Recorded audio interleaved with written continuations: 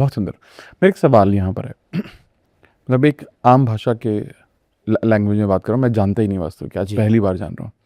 Direction भी मैं इतना ही जानता हूँ कि सूरज कहाँ से होता है, ठीक है, वो इतना जाना तो चार ही दिशाएं पता है मुझे, बाकी मुझे कुछ नहीं पता है। अब जब वास्तु की बात आती है तो हम सबसे पहले फ़ोन का कंपास खोल देते हैं। यहाँ से जब देख रहा हूँ तो मेरे ये नॉर्थ बता रहा है, ये साउथ है, इस तरफ ईस्ट है और ये वेस्ट है, करेक्ट है। अब मुझे ये जानना है कि जब डायरेक्शन की बात आती है तो ये तो समझ में आ जाएगा कि चलो ईस्ट है, यहाँ से सूरज निकलता होगा, वेस्ट वहाँ पर ढलता होगा, पीछे आपके इधर सामने से निकलता होगा। जब घर के डायरेक्शन के बारे में बात आती है या उस जगह के डायरेक्शन में बात आती है तो इस मैप को मैं कहाँ ले जाऊँ? क्योंकि एक मतलब अगेन एक छोटा बच्चों वाला सवाल है मेरा। फॉर एग्जाम्पल, अगर मैं इसको गेट पर ले जाऊं, पूरे बाहर के गेट पर, तो मैं ये समझ ही नहीं पाता हूं। कई बार मैं तो खड़ा ही गेट पे साउथ पर हूं, मतलब मैं जहां खड़ा रहूंगा मेरे को समझ में नहीं आएगा कि प्लेसमेंट तो, क्योंकि कंपास बदल रहा है, प्लेसमेंट चेंज हो रहा है। तो ये अगर मैं एंट्री पे ले जाऊंगा तो सारा ही घर नॉर्थ में आ जाएगा मेरे लिए। समझ लो कितना छोटा सा सवाल है ये, है ना। जी, तो कंपास से डायरेक्शन कैसे चेक करनी है, मुझे ये जानना है सबसे पहले। बहुत अच्छा सवाल है और सबसे ज़्यादा गलती लोग इसी में करते हैं। देखिए, सबसे पहली बात तो जो भी व्यक्ति वास्तु करने के लिए किसी भी भवन में घुसकर कंपास निकाल के अगर वास्तु करे, ये मैं काफ़ी अलग पॉडकास्ट में भी बता चुका हूँ कि सबसे पहले उस व्यक्ति से बचिए। वाह, ये बात है। देखिए, Vastu is a subject of perfection and precision. हम्म एक दिशा सिर्फ 22.5 डिग्री की है। हम्म आपके घर के सेंटर से या भवन के सेंटर से उस अंतिम दीवार तक हम्म 22.5 का एक एंगल बनेगा जिसको कोण कहा जाता है, हाँ, जिसको लोगों ने ग्रेजुअली कोण की जगह कोना बताने लग गए अच्छा, ओके। कि नॉर्थ ईस्ट का कोना, साउथ ईस्ट का कोना। कोना नहीं, कोण होता कौन है, होता है? Which is angle. Angle, okay. That is the biggest myth. हम्म अब आपने बोला कि मैं कैसे निकालूं डिग्री, तो आइडियली मैं अगर देखूं तो डिग्री निकालने का सबसे अच्छा तरीका होता है, आप गूगल अर्थ प्रो खोलिए ठीक है। और आपके भवन की एंट्रेंस, आप अपने घर में भले अपार्टमेंट में आप कहीं से भी एंटर कर रहे हो, आपका मेन डोर की एंट्रेंस कहाँ से कहाँ अंदर जा रही है, हाँ, पहले उसको मैप करिए। ओके। आपके जो मैग्नेटिक फील्ड मोबाइल में हैं वो आपके हाथ में जो मेटल है उससे वो चेंज। चेंज हो जाते हैं, होते अच्छा हैं। अच्छा दूसरा मोबाइल भी साथ में है तो भी वो आपके 4 5 6 डिग्री 8 डिग्री तक चेंज कर देगा। अच्छा, ओके। अब जब है ही एक दिशा 22.5 डिग्री की, उसमें आपने 5 डिग्री चेंज कर दी तो सारी की सारी 16 दिशाएं चेंज, 5 हाँ। डिग्री चेंज हो जाएंगी। हम्म तो जो चीज़ अच्छी जगह दिखनी चाहिए वो गलत जगह दिखने लग जाएगी, हम्म तो उसका प्रभाव अलग हो जाएगा। हम्म तो सबसे इंपॉर्टेंट एक सजेशन ये है कि वास्तु के लिए व्यक्ति खुद वैद्य ना बने। Very good, okay. जैसे हम किसी स्पेशलिस्ट डॉक्टर के पास जाते हैं अपने मर्ज को ठीक करने के लिए, तो एक कहावत चलती है कि घर के वैद्य से सावधान। उसी तरीके से खुद वैद्य बनकर अपना इलाज अगर करेंगे तो एक बहुत बड़ी दुर्घटना का शिकार हो सकते हैं, राइट। हर एक काम को करने का वास्तु में एक प्रोसेस है, okay. And I always follow each and every step and process. क्योंकि आपने जैसे ही प्रोसेस स्किप किया, देर इज़ 100% चांस कि आपकी एक मिस्टेक होगी जो आगे तक आपको पता नहीं चल पाएगी कि वो रूट कॉज कहाँ से आ रहा है प्रॉब्लम का। तो वास्तु में पहले तो चाहिए to the scale floor plan, हाथ से बना हुआ नहीं। अच्छा, प्रॉपर भवन को नाप कर उसको ऑटो कैड में उसके रेशियो के हिसाब से, जो कोई 1:8 या 1:10 जो भी बना रहा है, उस रेशियो में वो ऑटो कैड के ऊपर प्लान बनाए और फिर उसकी डिग्री निकाली जाए जो गूगल अर्थ पे हम निकालेंगे और फिर उसको हम ग्रिड करें। उसके बाद वो एग्जैक्टली जैसा आपका घर है, फिर आपको पता चलेगा कि पूरी दीवार ईस्ट की नहीं थी, उसका एक छोटा सा हिस्सा ईस्ट में आ रहा था, बाकी एक दूसरा ईस्ट ऑफ नॉर्थ ईस्ट और एक ईस्ट ऑफ साउथ ईस्ट में जा रहा था। ओके। तब आपको उसका इम्पैक्ट पता चलेगा कि ओके, ये ईस्ट में मेरे को घर में बिना बात के पड़ोसी से रोज झगड़ा चलता है, तो आप देखेंगे कि वहाँ east Disha, east of south east में आपका एक मिक्सर ग्राइंडर रखा हुआ है। वाह, ओ। क्या बात है, इससे तो भी हो सकता है इम्पैक्ट। इससे भी नहीं, हर चीज़ आपके चारों तरफ जितना सामान है उसकी एक ऊर्जा है, उसकी एक फंक्शनैलिटी है, करेक्ट है। और दिशा जिसमें वो रखा हुआ है उसका अपना एक गुण है। अब उस ऊर्जा या फंक्शनैलिटी को इस गुण के साथ जब मैच करेंगे तो एक रिजल्ट बाहर निकलेगा जो आपके सबकॉन्शियस पैटर्न रजिस्टर करेगा, वैसा आपका जीवन चलेगा। Okay okay so okay, this is very simple mathematics. Nice nice. जैसे 1 और 1 3 और 5 नहीं हो सकते, हम्म, वैसे ही इसका गुण और वहाँ पे रखे हुए फंक्शनैलिटी या सामान या रंग का जो फंक्शन है वो चेंज नहीं हो सकता, या उसका अपना एक तत्व होगा वो चेंज नहीं हो सकता। ब्लू कलर वाटर है, अगर मैं साउथ ईस्ट में कर दूं तो पैसे का नुकसान तो गारंटी है, क्योंकि वो फायर है। तो फायर में पानी डालूंगा तो क्या होगा, अग्नि बुझ जाएगी और घर में चिड़चिड़ाहट बढ़ेगी, इरिटेशन बढ़ेगी, वो अलग। तो बहुत सारी चीज़ें देखनी पड़ती है कि कैसे कौन सी जगह का क्या इम्पैक्ट आ रहा है। तो हम अक्सर जब बात करते हैं तो एक तरीका ये है कि जब मैं ऑडिट करता हूँ तो वो आपको बताता हूँ ये प्रॉब्लम है। दूसरा, कई बार बोलते हैं लोग बताते हैं सर मेरी ये प्रॉब्लम चल रही है, तो मुझे समझ में आता है किस दिशा में किस तत्व के इम्बैलेंस की बात कर रहा है। क्योंकि जब कोई भी व्यक्ति अपनी प्रॉब्लम सुनाता है वो अपने अवचेतन मन से निकली हुई बात आपको समझाता है, और वो आपको पूरी की पूरी उसकी दिशाएं और उसके इम्बैलेंसेस दिखने लग जाते हैं। And that comes with experience.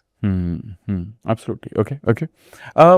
आपने जैसे अगर पॉसिबल है तो 16 दिशाएं आपने बताई, क्या आप ये बता सकते हैं कि हर दिशा में, हर दिशा के लिए क्या चीज़ें डूज एंड डोंट्स हैं, अगर पॉसिबल है तो? नहीं, बिल्कुल पॉसिबल है। लोगों के लिए एक वास्तु कोर्स हो जाएगा फ्री। हाँ हाँ हाँ हाँ, सबसे पहले 16 दिशाएं पंच तत्वों में कैसे बटी हैं ये जानना जरूरी है, ठीक है। क्योंकि सारे के सारे पंच तत्व बराबर दिशाओं में नहीं बटे। जैसे अगर मैं बात करूं north north west, north north north east और नॉर्थ ईस्ट, ये जल तत्व की दिशा है। ओके, उसके बाद east of north east, east और ईस्ट ऑफ साउथ ईस्ट, वो एयर एलिमेंट वायु तत्व की दिशा है। फिर है south east, south south east और साउथ, ये फायर की दिशा है। ओके, उसके बाद है साउथ साउथ वेस्ट और साउथ साउथ वेस्ट, ये पृथ्वी तत्व which is earth element. Then west of south west, west west of north west and north west, ये स्पेस एलिमेंट, आकाश तत्व। अब आप बोलेंगे कि इस तत्व को हम कैसे पहचानें, या मतलब इसमें हम क्या करें क्या ना करें। तो सबसे इंपॉर्टेंट ये है कि जो दिशा जिस तत्व की है वहां पे उस तत्व का कलर हो, ओके, तो एटलीस्ट वो नेगेटिव इम्पैक्ट नहीं देता। बट प्रॉब्लम आजकल कब आती है, जब हम देखते हैं कि बिल्डर्स के घर लंबे होते हैं, चौड़े कम होते हैं। हाँ सही है। इसके ऊपर हम डेफिनेटली बात करेंगे। जो बिल्डर्स के घर होते हैं लंबे, उनमें जब चौड़ाई कम होती है तो वो एनर्जी फील्ड कम हो जाती है, और आपके लाइफ से ग्रेजुअली वो सारे आयाम जीवन में अपने आप कम होने लग जाते हैं, आप चाहे कितनी मेहनत कर लें। अब एज्यूमिंग कि एक अच्छा प्रॉपर्टी है, 16 दिशाएं बिल्कुल बराबर बटी हुई हैं। अब आपको ये नहीं पता कि यहाँ पे मेरा जल तत्व है, लेकिन आपने ये सुना पॉडकास्ट में कि भाई यहाँ ब्लू कलर होना चाहिए, लेकिन वो ऑलरेडी एक्सटेंडेड है और आपने एक्स्ट्रा और ब्लू कर दिया, तो जल और बढ़ जाएगा। तो जल और बढ़ जाएगा तो इवेंचुअली वो उस दिशा के जो एफर्ट है आपके जीवन में और बढ़ने लगेंगे, टाइम वेस्ट ज़्यादा होने लगेगा, लेजीनेस बढ़ने लगेगी, आपके प्रोडक्टिव काम कम होंगे। तो जेनरिकली अगर मैं बोलूं तो इंसान को वापस घर का वैद्य नहीं बनना चाहिए। देखिए, आप अपने जीवन के साथ साथ पूरे परिवार के जीवन को दांव पे लगा रहे हैं। करेक्ट है, सही। आप अपने जीवन में एक बार उस घर का नक्शा बनवा लें तो वो हमेशा आपको काम आएगा। अब कई बार लोग मेरे पास आते हैं, सर हम तो रेंट के घर पे रहते हैं। हाँ, रेंट का घर भी वही असर करेगा जो आपका खुद का घर है। प्रॉपर्टी आपकी ओन है, रेंट पे, लीज पे, फ्री में, दान में, उससे कोई फर्क नहीं पड़ता, क्योंकि आपका अवचेतन मन उस नेट यूजेबल एरिया के एनवायरनमेंट के हिसाब से काम करता है। तो लोग इतना खर्चा करते हैं, घूमने जाते हैं, रेस्टोरेंट जाते हैं, खाते पीते हैं, महीने में 10-20 हज़ार रुपये खर्चा करते हैं, 5,000 खर्चा करते हैं।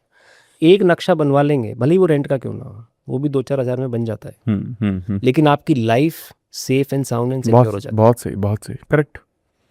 क्योंकि आपके पूरी फैमिली को गवर्न करेगी, उनकी लाइफ को, उनकी हैप्पीनेस को, उनके हेल्थ को, आपके जीवन में होने वाली प्राप्तियों को, सब कुछ वहां से गवर्न होगा। लेकिन वास्तु को लेकर ना एक बड़ा जो मिथ ये भी है कि तोड़ फोड़ बहुत कराएंगे, पहला, और there is a another science looks similar which is feng shui, जो आजकल नया फैशन में भी है, कुछ लोग उसको मानते हैं, बट इंडिया में नहीं, इंडियन चीज़ों के अकॉर्डिंग नहीं काम करती। तो क्या सच में वास्तु मतलब तोड़ फोड़ है? डरते लोग हैं इससे? नहीं, मैं अगर अपनी बात करूं, जो जैसे मैं वास्तु करता हूं और जो एक्चुअली में वास्तु होता भी है, सिर्फ 2% केसेस में तोड़फोड़ होती है, जिसका ट्रीटमेंट ही तोड़फोड़ है। ओके।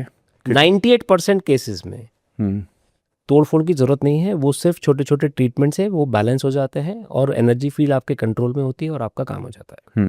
अब वो 2% कौन से हैं जिसमें तोड़ फोड़ होती है?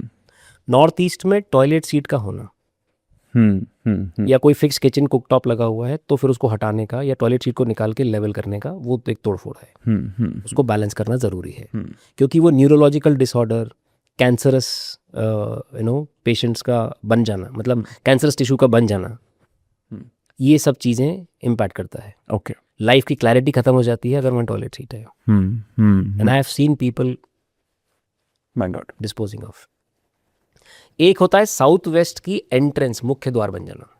तो साउथ वेस्ट से साउथ वेस्ट तक के 5 ऐसे द्वार बनते हैं जो बंद होंगे तो वो एनर्जी फील्ड आपके कंट्रोल में होगी और वो आपको सपोर्ट करेगी। ओके।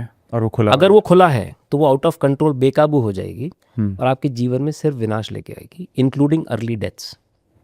लोगों को मेहनत के बाद भी अपने उस कर्म का फल ना मिल जाना, कर्जे बढ़ जाना, अर्ली डेथ्स हो जाना, और व्यक्ति चाहे कुछ भी कोशिश कर ले वो उसका कर्जा कभी उतरेगा ही नहीं, कभी नहीं, क्योंकि वो एनर्जी फील्ड आपके कंट्रोल में नहीं है। चोरियां बढ़ जाना, फायर एक्सीडेंट्स हो जाना, बहुत ऐसी चीज़ें हैं जो अगर एनर्जी फील्ड्स जिनको कंट्रोल में होना चाहिए अगर वो नहीं है तो वो आपके हाथ में नहीं आएगी।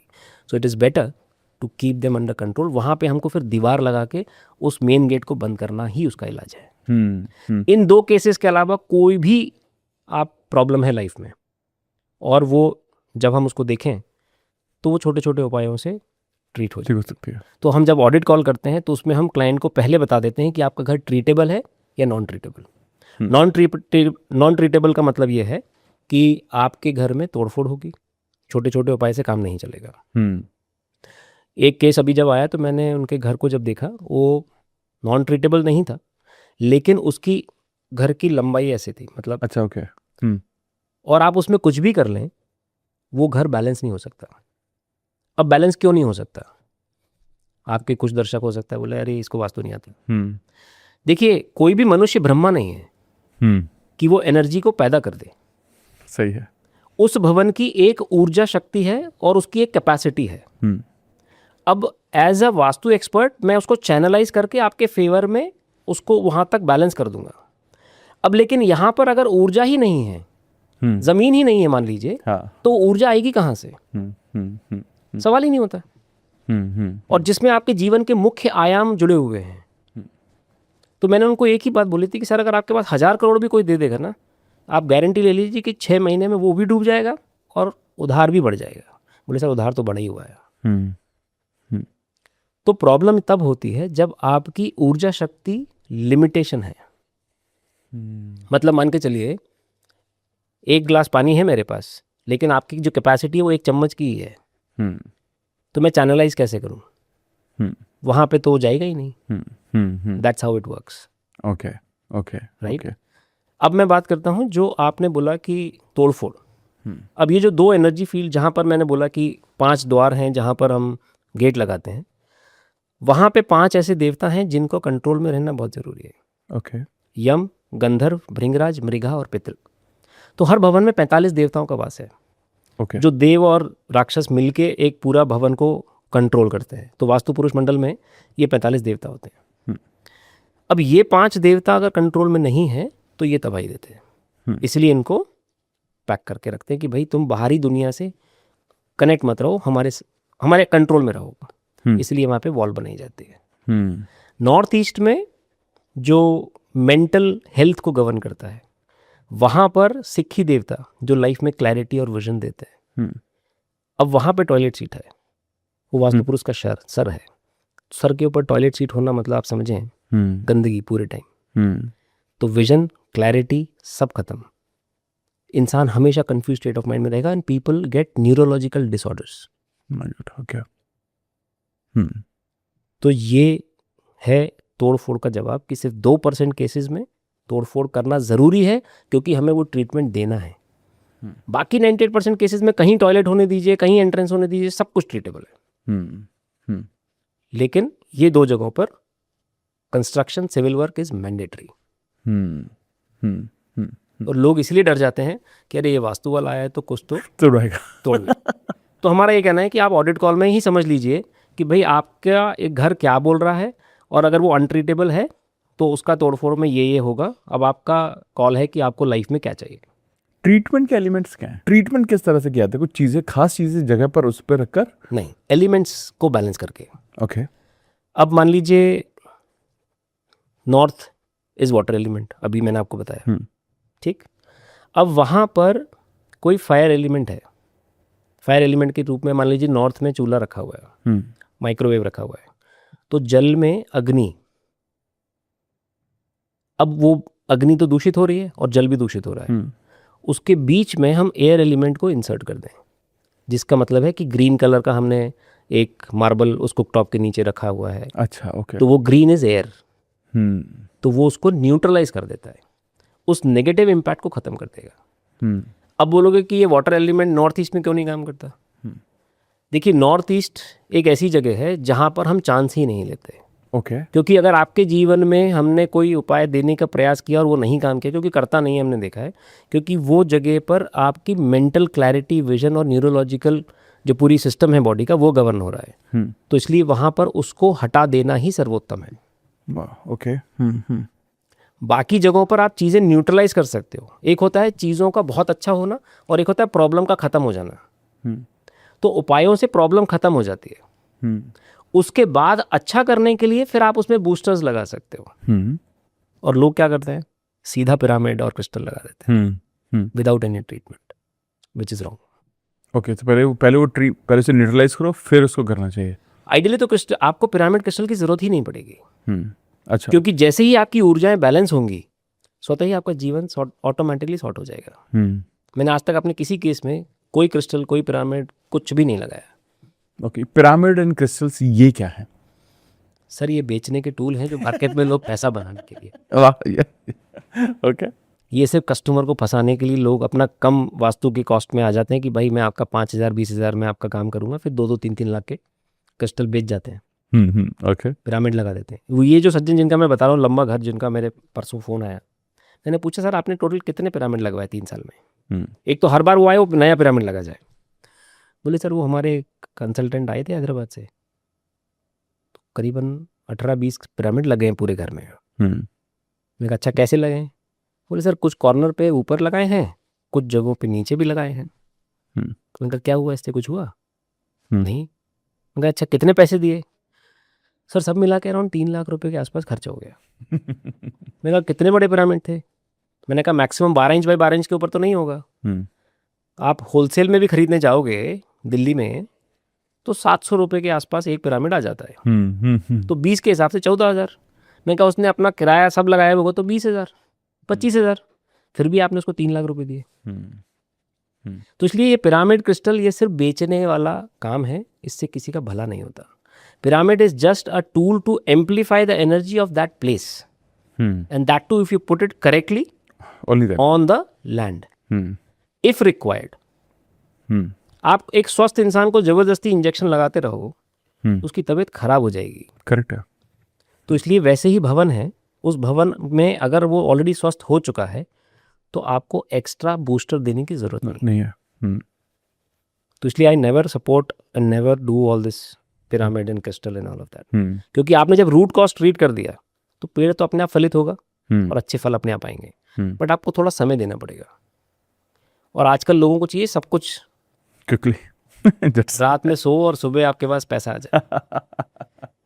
कभी भी शॉर्ट टर्म जो काम होते हैं ना, शॉर्टकट्स जो होते हैं, वो लॉन्ग टर्म रिजल्ट्स कभी नहीं देते।